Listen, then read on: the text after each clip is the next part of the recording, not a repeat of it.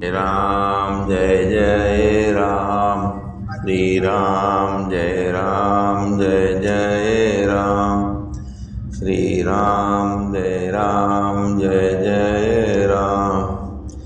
सच्चिदानंद भगवाननी जय। ધ્યાન અને સમાધિ કરનારનો એક અનુભવ એ રહે છે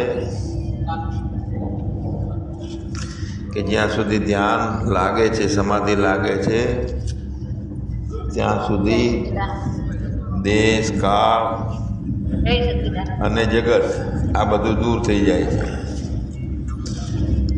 પણ ધ્યાનમાંથી છૂટ્યા પછી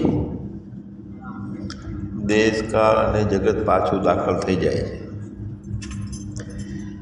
એટલે દ્રષ્ટા, દ્રશ્ય અને દર્શન એની ત્રિપુટી ધ્યાન સમયે બંધ થઈ જાય અને ધ્યાનમાંથી વ્યુત્થાનમાં આવીએ એટલે પાછું દ્રશ્ય, દ્રષ્ટા અને દર્શનની ત્રિપુટી ચાલુ થઈ જાય। હવે દ્રશ્ય, દ્રષ્ટા અને દર્શન આ ત્રણેયની ત્રિપુટી તો જ્ઞાનીને પણ ચાલુ થઈ જાય ને અજ્ઞાનીને પણ ચાલુ થઈ જાય। અજ્ઞાની એટલે જેનો અજ્ઞાનનો પડદો હટ્યો નથી આવરણનો, તે જ્ઞાની એટલે આવરણ હટી ગયું છે। હવે જેનું આવરણ હટી ગયું છે અવિદ્યાનું, એને દેશ, કાળ તો આવતા જ નથી, પણ દ્રશ્ય, દ્રષ્ટા અને દર્શન, તો દ્રશ્ય અને દર્શન એ બંને પોતાનામાંથી જાગ્રત અવસ્થામાં પણ દાખલ થતા નથી। એટલે થાય છે પણ પ્રતીતિ માત્ર થાય છે, કારણ કે દ્રષ્ટા એ શુદ્ધ બની ગયો હોય છે, અવિદ્યા હોતી નથી। દ્રષ્ટામાં અવિદ્યાનું આવરણ હોય તો ધ્યાન કરી શકે, પણ ધ્યાન વખતે ટેમ્પરરી ઉર્જાઓ વધે છે એટલે બાદબાકી થાય છે, ગુણોની બાદબાકી થાય છે, દેશ અને કાળની થાય છે, દ્રશ્ય અને દર્શનની પણ થાય છે બાદબાકી, પણ એ ટેમ્પરરી થાય છે, પાછું થઈ જાય છે હતું એવું ને એવું। એટલે આપણા પોતાનામાં આત્મદર્શન જે કરવા છે એ ફક્ત ધ્યાન વાગતે થતા નથી, પણ જાગ્રત અવસ્થામાં હોય, ગમે ત્યાં હોઈએ, ગમે તેવા હોઈએ, ગમે તે પરિસ્થિતિ હોય કે ગમે એવા અનુભવ સામે આવતા હોય, છતાંય પણ બધાયમાં આત્મતત્વ દર્શન થાય તો એના માટે પરમાત્માએ જે રચના કરી છે આપણને આત્મતત્વના દર્શન કરવા માટે, કે પ્રથમ તો આપણા શરીરમાં જ, સૂક્ષ્મ શરીરથી અને સ્થૂળ શરીરમાં પણ, આપણામાં અને બીજે પણ બધે આત્મતત્વના દર્શન થાય। એટલે પરમાત્મા વ્યાપક છે ને બધે છે, બધામાં છે, તો એ બધે છે તો બધે દેખાવો જોઈએ, બધામાં છે તો બધામાં દેખાવો જોઈએ। એટલે એના માટેનું અદ્ભુત સાધન આપ્યું છે, આ શરીર આપ્યું છે, સ્થૂળ શરીર, એની સાથે સૂક્ષ્મ શરીરનું તાદાત્મ્ય થાય છે, પણ શરીર પ્રત્યેની રૂપમાં મોહિતતા હોય અને આસક્તિ હોય એટલે આપણે ભટકી જવાનું થાય છે, અને એ આસક્તિ, મોહ આ બધું થાય છે અવિદ્યાના કારણે। નહીંતર આપણું આત્મતત્વના દર્શન માટે આત્મા રૂપે આ જીવન સાથી છે આપણું, મન, બુદ્ધિ અને શરીર, સ્થૂળ શરીર। કારણ કે ઈશ્વરની રચના છે તો ઈશ્વરે અમથું તો બનાવ્યું નથી, એટલા માટે આપણી મનની કાળજી પણ લેવી જોઈએ કે શુદ્ધ અને પવિત્ર રહે, અને શરીરની પણ કાળજી લેવી જોઈએ કે જે આપણને આજીવન સાથી છે તો કાયમ માટે કામ આપે। એટલે એમાં પણ જે મનની રચના કરી છે એ અદ્ભુત સાધન છે, એને અંતઃકરણ કહેવામાં આવે છે। ખરેખર બાહ્ય વાસનાઓ માટેનું સાધન બનાવી દીધું છે મનને, પણ અંતઃકરણ એટલે પોતાને જોવા માટેનું સાધન મન બની જાય. મન પાંચે ઇન્દ્રિયોમાં જાય છે, જ્ઞાનેન્દ્રિયોમાં. એટલે જ્ઞાનેન્દ્રિયોથી પોતે અલગ અલગ વિષયોની વાસના કરી નાખે છે, ભોગમાં ભટકે છે. પછી અંદર જે જોઈએ છે ને સારું છે ને આ ભાવો છે ને મનના અવિદ્યાના સાથે જોડાયેલું છે એટલે છે. હવે જો એ જે કાંઈ સંવેદનાઓ વિષયની થાય છે તો એ જગતની સંવેદનાઓ છે, અને જગતની સંવેદનાઓ થતાં થતાં જગતને બનાવનારની ઉપર દ્રષ્ટિ જતી રહે ને મનની, ત્યારે બધું જગત છે એ પરમાત્મા રૂપે દેખાય. મન શું કરે છે કે જે વિષયો છે, બહારના પદાર્થો છે અને ચેતના છે. ચેતના એટલે આપણો શુદ્ધ આત્મા છે, ચેતન છે, એ બંનેને જોડે છે, તાદાત્મ્ય કરે છે. એટલે શરીર વચ્ચે અને આત્મા વચ્ચેનો એક પુલ છે, પુલ. હવે પુલના બે છેડા છે. એક છેડે આખું જગત છે, જ્ઞાનેન્દ્રિયો દ્વારા ભોગો કરતા ભાવ છે અને જીવાત્માનો ભાવ છે. અને બીજા છેડો છે એ જ્ઞાનનો છેડો છે કે જ્યાં ફક્ત ને ફક્ત ચેતન છે, બીજું કાંઈ નથી. અને ચેતનને કોઈ છેડો નથી, પણ એ ચેતનની જે ચેતના છે ને એ ચેતના છે એ શુદ્ધે શુદ્ધ ચેતન રૂપે છે, એ બીજો કિનારો છે મનનો. તો એક સંસાર છે, જગત છે, અને બીજું ચેતના ચેતન સાથે જોડાયેલી છે. હવે બંને વચ્ચે આત્માથી નોખું પાડનારું મન છે ને આત્માને ભેગું કરનારું મન છે, વચ્ચે પુલનું કામ કરે છે.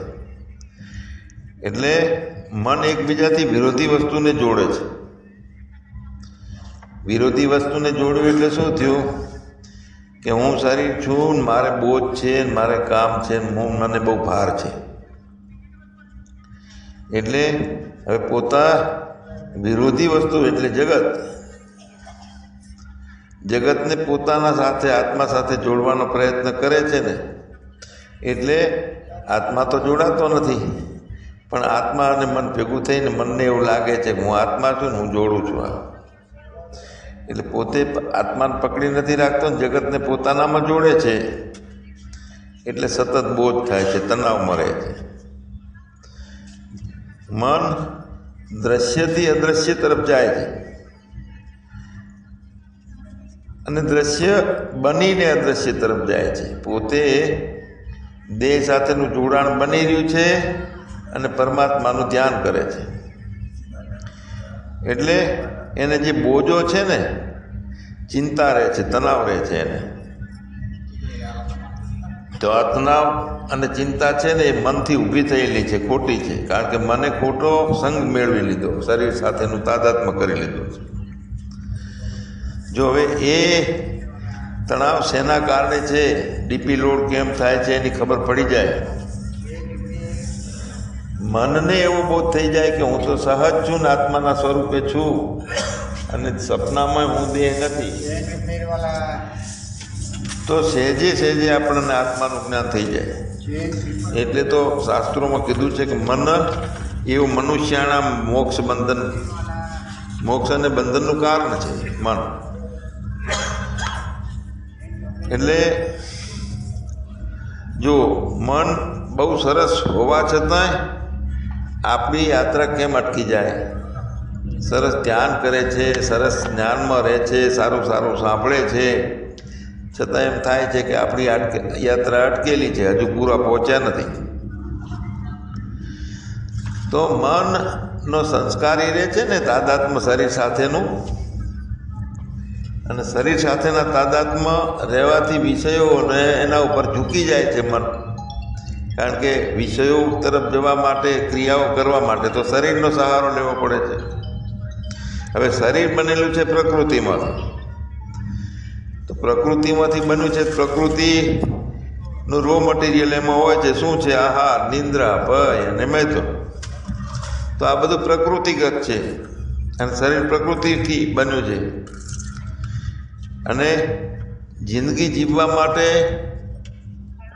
મનુષ્યને વ્યવહાર કાળ માટે બધા માટે ગતિની એટલે કે દેશની અને કાળની જરૂર પડે છે વ્યવહારો ચલાવવા માટે. એટલે એક જાતનો સંઘર્ષ ઊભો થાય છે મનને કે હું કેમ મારામાં આત્માના તત્વો સાથે જોઈન્ટ થઈ શકતો નથી, મને કેમ આત્માનું જ્ઞાન થતું નથી. દેશકાળની જરૂર પડે છે વ્યવહારમાં અને પોતાના આત્મા તત્વમાં દેશ અને કાળ રહિત હોય, ગતિ અને સ્થિતિ કાંઈ નથી, તો સંઘર્ષ મટી જાય તરત. પણ વ્યવહારમાં શું કરવાનું હોય છે? ખાવાનું હોય, ઊંઘવાનું હોય, ભય હોય, વાસનાઓ હોય, મૈથુન હોય. તો જિંદગી જીવવા માટે જે મથામણ કરે છે ને પોતાને જીવન જીવવું છે એટલે એ વ્યવહારમાં જ જાય છે સીધું. મન જો અટકી જાય, ધ્યાનમાં રહી જાય તો એનો વ્યવહાર ખોવો પડે છે, જીવન ખોવું પડે છે, ઇન્દ્રિયોના ભોગોનો આનંદ મટી જાય છે, એને ભય છે પછી. એટલે શરીરને જીવતું રાખવા માટેની વ્યવસ્થા પછી મન સંભાળે છે કે મારું શું થશે શરીર હરખું નહીં હોય તો, મારે ભોગવવા છે એનું શું થશે. એટલે ભયના કારણે પોતે પોતાની હિંસા થઈ જાય છે, એનો ભોગ બને છે.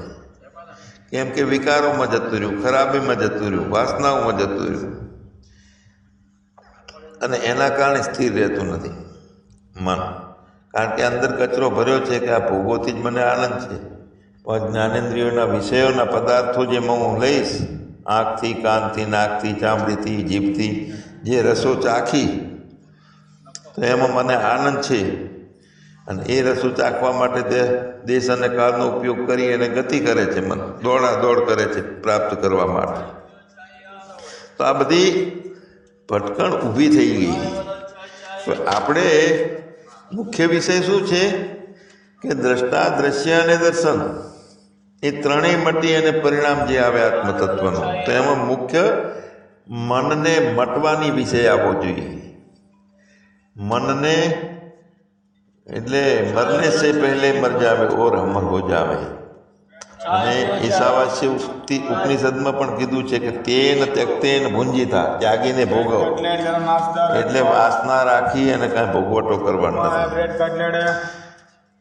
સંસારી મન બન્યું છે એમાં હું એ કરતા બની ગયો છે અને તે જૂઠો હું જગત સાથે વ્યવહાર કરવાની વ્યવસ્થા સંભાળે છે અને મનને પણ એમાં દોડાવે છે. જગતમાં બધી ઇન્દ્રિયોથી, કર્મેન્દ્રિયોને પણ કામ કરાવે છે અહંકાર. તો જ્યારે અણધારી કોઈ ઘટના આવે છે ને, જગતનો વ્યવસ્થા અહંકાર સંભાળે છે, પણ જ્યારે ઓચિંતાનો કોઈ વિષય આવી જાય છે ત્યારે તે મન ઊભું રહી જાય છે. તો મન ઊભું રહે છે એ વખતે જાગૃતિની થોડી ઝલક મળી જાય. આપણી ચેતના સ્થિર થાય ને, ઘણા વખત એવું બને છે જો ખાવામાં, ભોગવવામાં જ્યારે મન સ્થિર થઈ જાય છે ત્યારે એકદમ આનંદની ઝલક આવી જાય છે. તો શું થયું? એ વખતે મન થંભી ગયું એટલે જાગૃતિની થોડી ઝલક મળી ગઈ. એટલે જાગૃતિની ઝલક મળી ગઈ અને મન અટકી ગયું. તો એ વખતે અહમ શું કરે છે? પોતાને ટકી રહેવા માટે બધું ઊભું કરે છે. કારણ કે પોતાનું સત્તા ખતમ થઈ જતી હોય છે એટલે પ્રશ્નો ઊભા કરે અને પ્રશ્નોના જવાબો પોતે આલે, સમાધાન પોતે ને પોતે કેળવી નાખે. પણ પોતાને ખબર નથી એટલે પોતે પોતાને બનાવે. મતલબ શું છે અહંકારનો? કે સંસારમાં પોતાનું અસ્તિત્વ આમ બની રહે, વ્યવસ્થિત ટકી રહે, પોતાનો વ્યવહાર ટકી રહેવો જોઈએ. એટલે એ મન છે એ શાસ્ત્રો વાંચે, પોપટની જેમ વાતો કરી શકે, ગુરુ પણ થઈ શકે અને મોટા મોટા સંપ્રદાયો સ્થાપી શકે. મન છે મન. તો એની અંદર જો એક ઈશ્વર નિષ્ઠા હોય કે હું કાંઈ કરતો નથી, ના તો ઈશ્વર કરાવે છે, મને નિમિત્ત બનાવે છે. અને હકીકતમાં બધાને નિમિત્ત જ બનાવતો હોય છે ઈશ્વર. પણ મનની અંદર જેટલી માહિતીઓનો સંગ્રહ વધારે થાય છે એટલું મન મજબૂત થાય છે, મટવાના બદલે બને છે. અને જેટલું મન વધારે મજબૂત બને છે, માહિતીઓનો સંગ્રહમાં વધારે છે, એટલો પોતાનો વ્યક્તિત્વનો વિકાસ થાય છે એવું સમજે છે. ઊંધા છેડા લગાઈ ગયા છે. એટલે વ્યક્તિત્વના વિકાસ માટે અત્યારે જે છે પર્સનાલિટી, પોતાને સારું પદ મળે, સમાજમાં સારી શાળાઓ કોલેજો હોય, સેવાના સાધનો હોય, આ બધું જે ઊભું થયું છે ને એ વ્યક્તિત્વનો વિકાસનો એક ભૂત અંદર છે, એના કારણે આ બધું થાય છે. અને આમ જરૂરી છે સંસારના વ્યવહાર માટે. જેટલો વ્યક્તિત્વનો વિકાસ થાય અને એ પ્રમાણે સંસ્થાઓ બને, એ પ્રમાણે સેવાઓના કેન્દ્રો બને તો જરૂરી છે. પણ થાય છે શું છે કે આપણું એટલે કે માણસ, તો માણસ એ દિશામાં વધારે હવે પ્રવૃત્તિ કરતો જાય છે ને એમ જ જાય છે. હવે અટકવાનું છે એ ખટકતું નથી. જ્યાં ખાલી થવાનું છે એના બદલે ભરવાનું ચાલુ રહે છે, ઓગળવાનું છે એના બદલે પોગરવાનું ચાલુ રહે છે. કેમ કે નકલી વ્યક્તિત્વને આપણે સ્વીકાર્યું. બરોબર?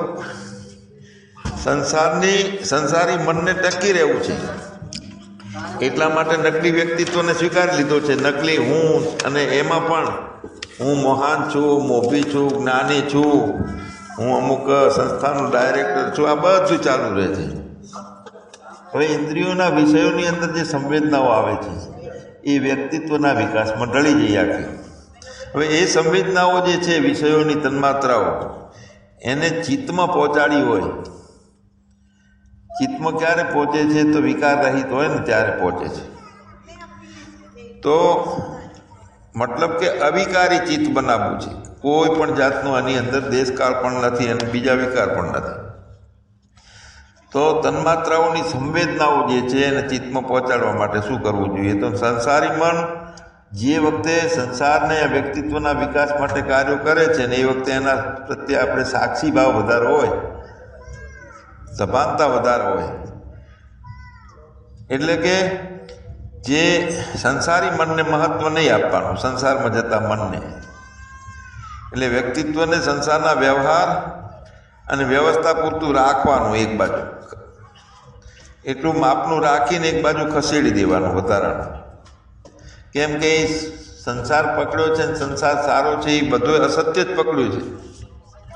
એટલે હકીકતમાં એના ઉપર કોઈ કામ કરવાનું નથી, અસત્ય ઉપર, અને એને રોકવાનું નથી. તો પણ એક અસત્યતામાં વધારો થાય છે, પણ ફક્ત અવગણવાનું. સંસારી મન ઉપર એનું ઓપરેશન કરવાનું છે એ મનનું, કે અસંસારી બની જાય. તો સંસારી મન ઉપર ઓપરેશન કરવું એટલે એનો સ્વીકાર કરવો એવું પણ નથી ને એનો અસ્વીકાર કરવો એ નથી. પણ અંદરથી એક ભાવ છે કે સ્વીકારવાનું તો નથી જ. એટલે જાગૃતિપૂર્વક સાક્ષી ભાવમાં રહીને બધા સંસારી મનને એક બાજુ રાખી દેવાનું છે કે બેહી જાતું, તારું કામ નથી. અહીંયા તો આત્માની યાત્રા છે, એમાં તારે તો સહયોગ આલવાનો છે, એને બદલે તું ઊંધું ઊભું ના કર. કેમ કે સંસારી મનના કારણે ચિત્તને ધ્યાનની ઉર્જા મળતી નથી.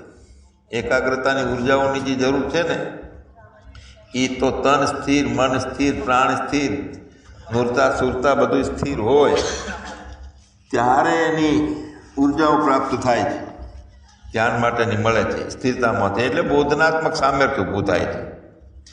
હવે જો ચિત્તને મનના હિસાબે, સંસારમાં જતું રહેલું મન છે એના હિસાબે જો એ ઉર્જા મળતી નથી, પોતાને મટવા માટેની ઉર્જા, પોતાને આત્માની અંદર ઓગળી જવા માટેની ઉર્જા છે, તો એ ચિત્તને મળતી નથી. એટલે ચિત્ત ભૂખ્યું રહે છે. ચિત્તને શું કરાવવું છે? એ પોતે પદાર્થોમાં ભટકે છે, એ પોતાને બંધ કરવું છે. પણ સંસારી મનના કારણે ચિત્તને ધ્યાનની ઉર્જાઓ મળતી નથી. હવે સંસારી મન મટી જાય તો ચિત્તને ધ્યાનની ઉર્જાઓ મળે. એટલે ધ્યાનની એટલે કે ચિત્તને પોતાને મટવું છે એનું બળ મળે, અને એનું બળ મળે તો પદાર્થોમાં ભટકવાનું બંધ થાય એનું. હવે પાછું ચિત્ત પદાર્થોમાં ભટકે છે, પદાર્થોમાં ચોંટી જાય છે. જો થોડું ધ્યાન હોય તો સ્થિરતાને જોતું રહેવામાં આવે ત્યારે વધારે સ્થિર થાય, પણ બહિર્મુખતાનું કારણે બારે વેડફાઈ જાય છે. જો બે ધ્યાન હોઈએ આપણે અને સંસારી મનને મહત્ત્વ આપીએ, બહિર્મુખતાને મહત્ત્વ આપીએ, જગત છે અને સારું છે, સાચું છે એને મહત્ત્વ આપીએ, તો આખું જીવન વેડફાઈ જાય છે. એટલે દ્રષ્ટા જે છે ને એ પૂર્ણ થવો જોઈએ, પૂર્ણ જ્ઞાની થવો જોઈએ, મજબૂત થવો જોઈએ દ્રષ્ટા. એટલે બહિર્મુખતાના કારણે દ્રષ્ટાની સ્થિરતા આવતી નથી. એટલે ધ્યાનની ઉર્જાથી ચિત્ત જાગૃત હોય તો પોતાનું નિરીક્ષણ થઈ શકે કે હા હું કોણ છું. હવે ચિત્ત છે ને એ આભાસના કારણે પોતે બીજું છે, બાકી ચિત્ત પોતે ચેતનનું સ્વરૂપ છે સાક્ષાત. તો ચેતન એટલે કોણ છે? ચિત્તનો દ્રષ્ટા છે. તો એને મજબૂત કરવાનો છે કે એ વિપરીત પરિસ્થિતિઓની અંદર ડોલી ના જાય અને સંસારને પકડી ના જાય. એટલા માટે ધ્યાનો નીકળ્યા છે. ધ્યાનને બહુ મજબૂત બનાવવું પડે, કેમ કે આપણા વ્યક્તિત્વને ઓગાળવાનું છે, એને ચિત્તને સ્થિર કરવું નહીં બહુ કાઠું કામ છે. મન તો સ્થિર થાય છે ધ્યાનમાં સમાધિમાં, પણ સંસ્કારોવાળું જે ચિત્ત છે ને ધ્યાન સમાધિમાં એમને હંતાયેલું રહે છે, પાછું ઊભું થઈ જાય છે જાગ્રતમાં આવી. એટલે જેટલો દ્રષ્ટા નિષ્ઠાથી અને જ્ઞાનથી સઘન હોય, મજબૂત હોય, ત્યારે આ કામ થાય છે. અને એ કામ કરવા માટે આપણું જ્ઞાન સભાના આ પ્રવચનો છે. તો આ પ્રવચનો 2-3 વખત સાંભળવાના છે અને એ દ્રષ્ટાને બહુ મજબૂત કરી અને પોતાના સ્વરૂપમાં નિષ્ઠા કરવાની છે. સચ્ચિદાનંદ ભગવાન